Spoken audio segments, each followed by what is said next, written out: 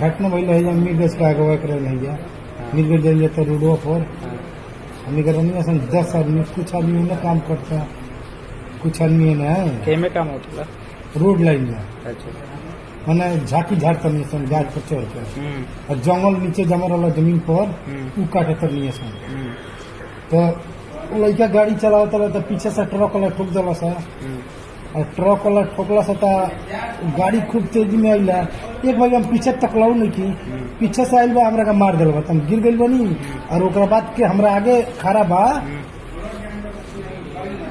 तो उनका एक आदमी और लागल बा तो उ बच गई ना हम बच गई और 2 आदमी स्पॉट पर मर गई। क्या नाम होता है?